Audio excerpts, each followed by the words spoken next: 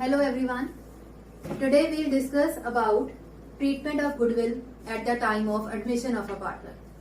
In the previous lecture we have discussed at the time of admission how to calculate the sacrifice made by the old partners. जब कोई नया person as a partner admit हो रहा है partnership business में, तो उसके आने से पहले जो पिछले वाले partners थे उनका प्रॉफिट शेयर कितना कम हो रहा है. It is not necessary that every partner will be sacrificing some share. ये भी हो सकता है कि at the time of admission of a new partner कोई जो पुराना पार्टनर था उसका शेयर भी साथ में प्रॉफिट का इंक्रीज हो जाए. So we need to find out the sacrifice और gain made by the old partners also. Old means जो इस नए वाले पार्टनर के एडमिशन से पहले थे पार्टनरशिप फर्म में, उनका सेक्रीफाइस और gain we are to calculate at the first time. Once that gain or sacrifice has been calculated, has been taken out, उसके बाद हमारा नेक्स्ट काम है we are to give the treatment to the goodwill at the time of admission of a partner. Goodwill, it is a market reputation. It is the value that how much profits will be earned by the business under the normal working conditions in the future also. अब इसके क्या क्या treatments हमें करने हैं that we are to calculate. First of all we need to check whether it is purchase goodwill और it is self generated goodwill.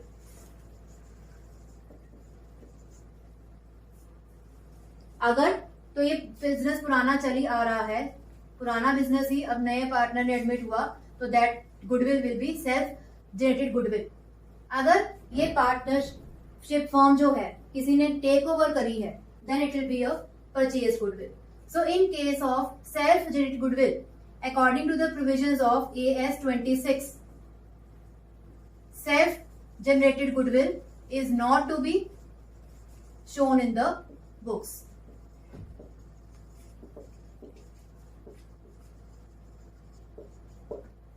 Reason? Because no consideration has been paid to acquire that. ये तो अपनी मेहनत से कमाई है partners ने, इसके लिए हमने कोई कंसिडरेशन पे नहीं करी है. So according to AS 26, self generated goodwill will not be shown in the books. If it is purchase goodwill then only it will be shown. Second we are to check if there is some goodwill already shown in the books, already shown in the books. That means goodwill is existing in the balance sheet. So in case some goodwill already exists in the business, कुछ हमने balance sheet में already value show करी हुई है goodwill की, what is to be done? It has to be written off.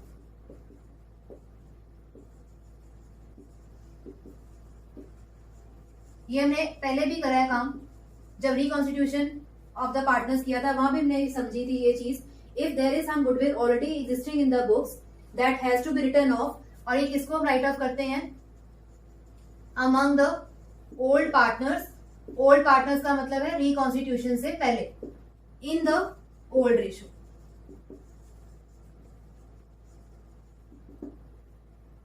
So the general entry passed will be, suppose there are two partners A and B and their ratio is 3:2. So A is capital account, B is capital account to goodwill. Being existing goodwill written off.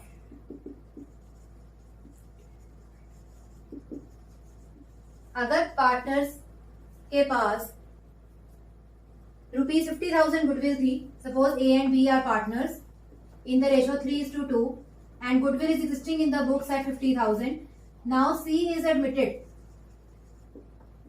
as a new partner. So at the time of admission हमें सबसे पहले क्या check करना है कि whether it is purchase और self generated goodwill. तो at the time of admission वो हमेशा कौन सी होती है? self generated. इसलिए हमें उसको अपनी बुक्स में शो नहीं करना है. We are to follow the provisions of accounting standard 26.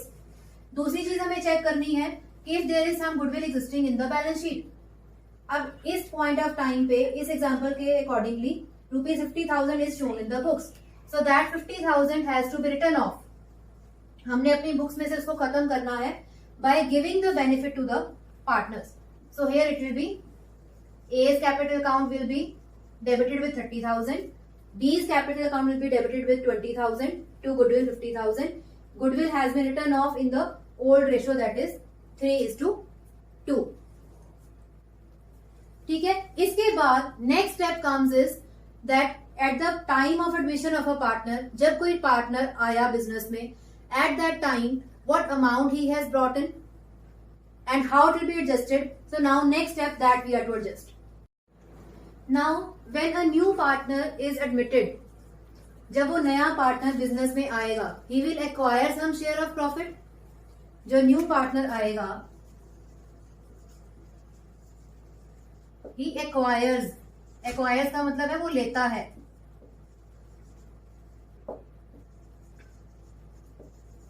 किससे लेगा? From the old partner.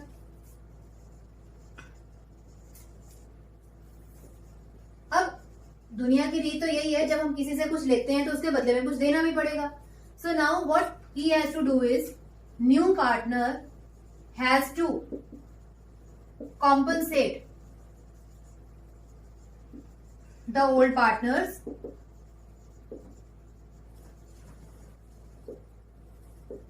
एक हाथ से. क्या हुआ? एक हाथ से उसने अपना प्रॉफिट शेयर लिया पुराने वाले पार्टनर से, दूसरे हाथ से उसको कॉम्पनसेशन पे करनी पड़ेगी to the old partners by for the share of profit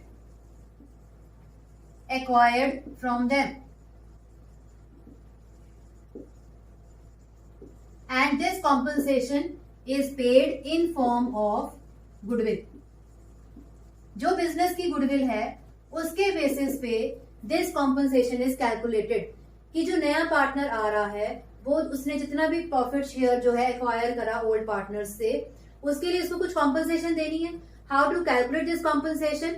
जो ये कॉम्पनसेशन है वो फर्म की गुडविल के बेसिस पे कैलकुलेट करी जाएगी. ये हमने रिकॉन्स्टिट्यूशन के टाइम पे भी समझा था, that amount of compensation is equal to firm's goodwill, जो पूरी फर्म की गुडविल है. यहाँ पे बच्चे गलती कर जाते हैं, वो पार्टनर का गुडविल जो है अमाउंट वो ले लेते हैं. यहाँ पे हमें देखना है पूरी फर्म की कितनी गुडविल है उसको लेना है, multiplied by share of profit of new partner. जैसे हमने पिछले क्वेश्चन में भी देखा, वहां पे सी इज एडमिटेड फॉर 1/5 शेयर. तो अगर फर्म की गुडविल जो थी वो 50,000 है और 1/5 शेयर के लिए वो आ रहा है, तो he has to compensate ₹10,000 for acquiring this profit share. अब ये जो 10,000 है, ये 10,000 किसको मिलेगा? ये जो कॉम्पनसेशन है ये किसको मिलेगी? ये उस पार्टनर को मिलेगी जिसने अपना शेयर ऑफ प्रॉफिट जो है वो न्यू पार्टनर को दिया होगा. जैसे I have told in the beginning also, it is not compulsory that all the partners will be sacrificing. अब suppose there are again 2 partners, अभी हमने पिछले एग्जांपल की 3:2 एंड सी इज एडमिटेड.